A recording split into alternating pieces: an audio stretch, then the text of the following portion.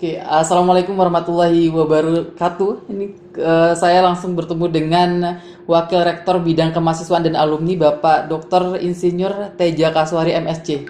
Benar Pak ya? Benar. Sehat Pak? Alhamdulillah sehat. Alhamdulillah sehat. Pak, ini kita langsung saja kita membahas terkait dengan yang lagi hangat di publik.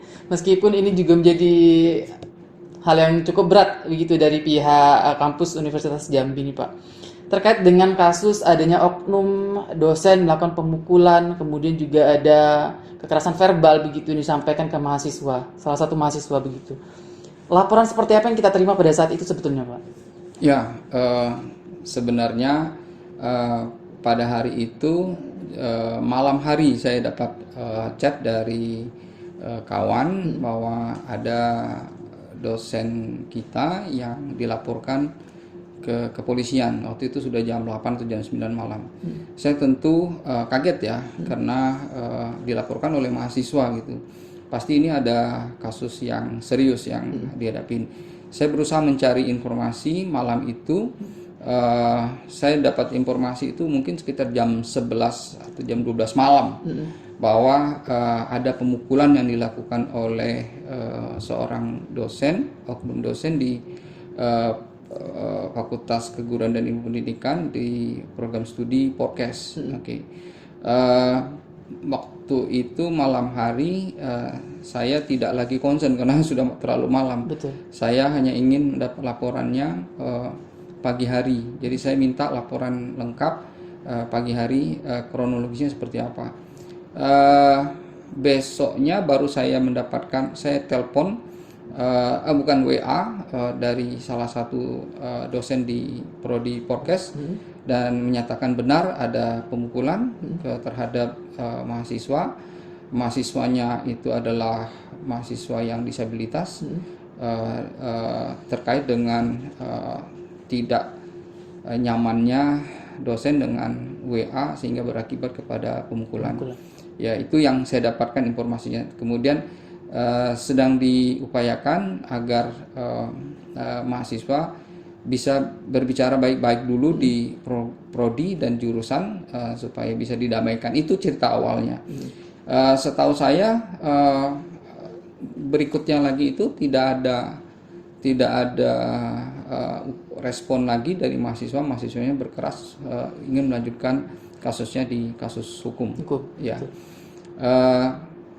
Besoknya lagi sore itu rektor sebenarnya sudah harus kegiatan di Jakarta, langsung pulang karena ada hal-hal yang seperti ini yang mendesak, dan langsung memerintahkan untuk membuat tim ya, tim yang diketuai oleh Profesor Rusdi, Dekan Fakultas Keguruan dan Ilmu Pendidikan. Beliau yang langsung mengetuai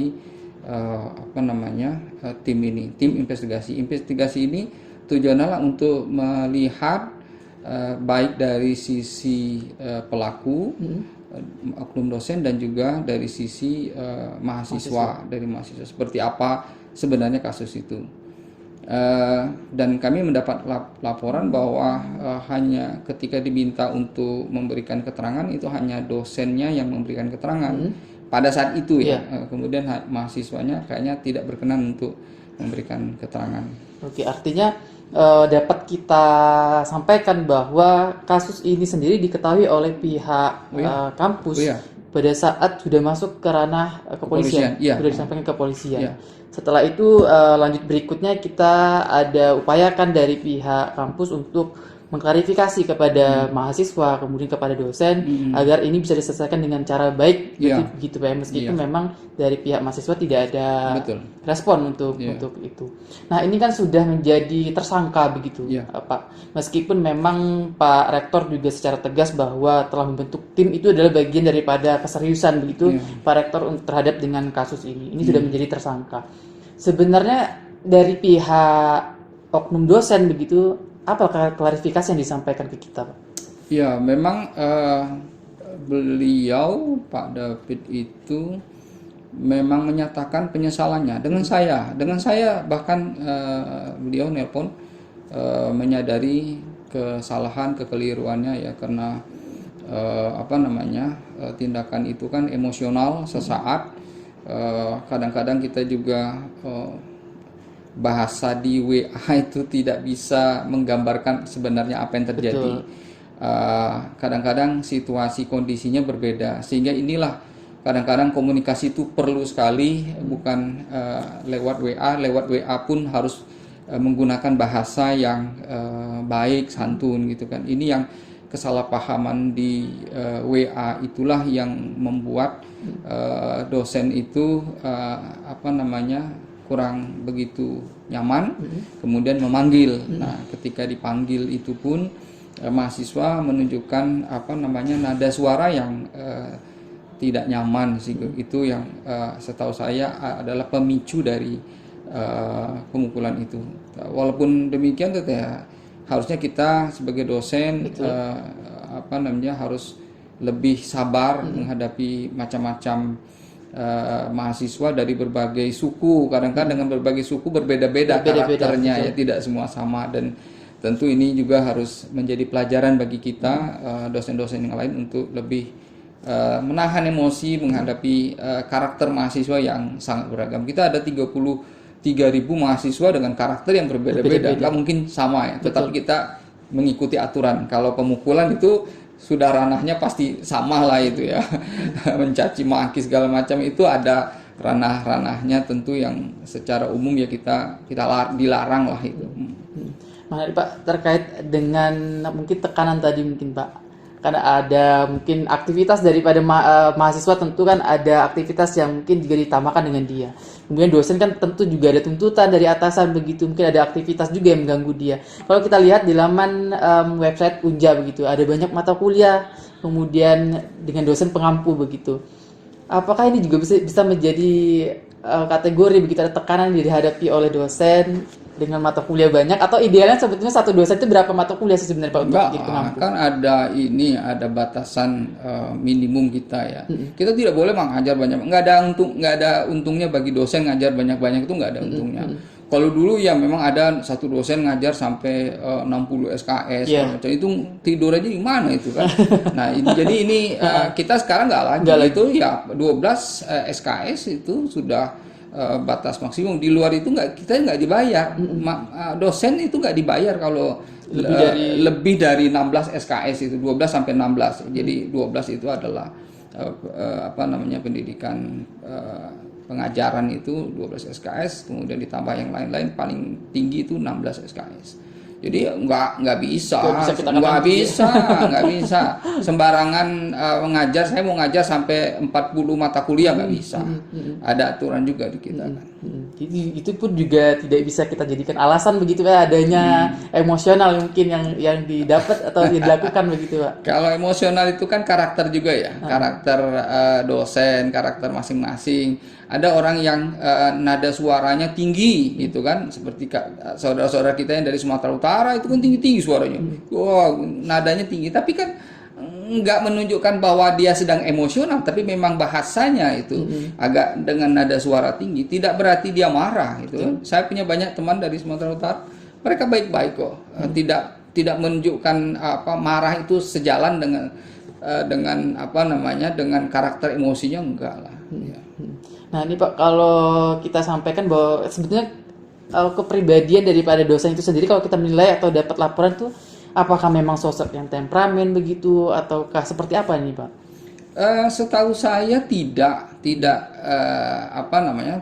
Saya beberapa kali ketemu ya dengan Pak David itu di kegiatan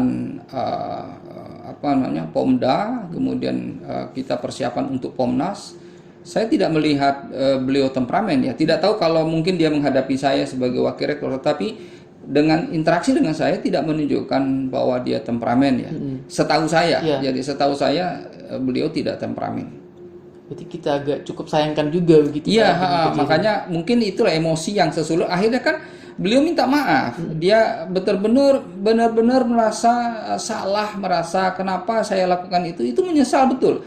Dan dia pagi-pagi menelpon saya mengatakan bahwa minta maaf betul Pak, saya tidak berpikirnya itu hanya sesaat saja gitu. Jadi ada penyesalan dari diri yang bersangkutan itu. Oke. Ini meskipun sudah minta maaf begitu Pak, sudah ditetapkan menjadi tersangka begitu. ini menjadi pukulan berat bagi Unja tentunya. Apa yang ingin kita lakukan ke depan supaya kejadian atau kasus ini tidak terjadi lagi begitu? Ya, kalau kita merunut dari kejadian ini, banyak hal yang bisa kita ambil hikmahnya. Yang pertama adalah kita akan menerima masukan dari mahasiswa lewat FGD yang dilaksanakan hari Sabtu kemarin, bahwa Unja itu harus mengakomodir beberapa permintaan mereka. Misalnya contohnya membuat satuan tugas untuk yang terkait dengan disabilitas. Kemudian mereka menuntut bahwa apabila ada tindak kekerasan ini diusut dengan tuntas. Kemudian mereka juga meminta bahwa kita dibentuk pusat studi disabilitas. Kemudian meminta jaminan bahwa korban kekerasan disabilitas itu mendapatkan perlindungan, baik jaminan keberlanjutan mereka studi di sini dan sebagainya. Dan itu semua yang diberikan oleh anak-anak mahasiswa itu luar biasa, dan alhamdulillah kita Pak Rektor sendiri menerima itu, dan kita akan mulai bergerak untuk membentuk unit-unit yang terkait dengan hal tersebut. Ya. Oke, artinya ini menjadi pelajaran juga untuk kita, hikmah kita juga. Sangat. Apalagi Unja juga ada banyak begitu seharusnya prestasi-prestasi yang harus kita sampaikan juga begitu Pak ya. Meskipun memang ini cukup menjadi pembelajaran untuk kita semua. Pak, ini terkait dengan disabilitas begitu. Seperti apa memandang disabilitas di Unja mahasiswa-mahasiswa ini Pak? Ada program kah atau seperti apa yang sebetulnya kita buat begitu? Iya. Khusus untuk disabilitas sih tidak, tetapi kita memang ada beberapa program-program yang bisa digunakan atau bisa dimanfaatkan oleh rekan-rekan kita mahasiswa yang disabilitas. Banyak sekali program-programnya. Kita punya program yang namanya program inovasi desa. Itu adalah satu program, sebenarnya program nasional, tapi kita adopsi di sini namanya menjadi program inovasi desa, dan itu kita anggarkan sampai 1,2 miliar. Dan mereka, kawan-kawan kita, adik-adik kita, mahasiswa kita yang disabilitas bisa memanfaatkan itu. Itu kita tahun ini 2022 kita menggelontorkan sampai 1,2 miliar. Dan setiap program mereka itu dengan 10 sampai 15 anggota itu bisa 40 juta mereka itu, atau mereka bisa menggunakan fasilitas program mahasiswa wirausaha yang kita gelontorkan itu hampir 700 juta. Kemudian kalau mereka mau selesai ada bantuan juga dalam bentuk program mahasiswa wirausaha plus, tetapi ini khusus untuk yang menjelang sarjana. Kemudian ada program pengabdian kepada masyarakat oleh mahasiswa. Selama ini kegiatan pengabdian itu dilakukan oleh dosen, mahasiswa nimbrung di dalamnya. Kita gelontorkan dana untuk mahasiswa yang akan memberikan pengabdian kepada masyarakat di masyarakat. Pengabdian oleh mahasiswa. Nah, bukan oleh ini. Kita ada namanya beberapa kegiatan-kegiatan yang memang sengaja kita turunkan, kita gelontorkan supaya mahasiswa itu mempunyai kemampuan, kapasitas, mengembangkan kapasitas diri selama jadi mahasiswa. Nah, selain itu ada beberapa kegiatan-kegiatan lain yang memang kita arahkan untuk membina mental.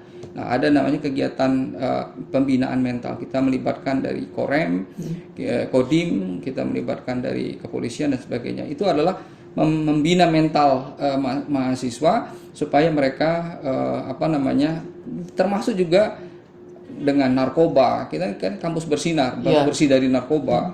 Kemudian selain dari program-program itu ada yang disebut dengan program kreativitas mahasiswa.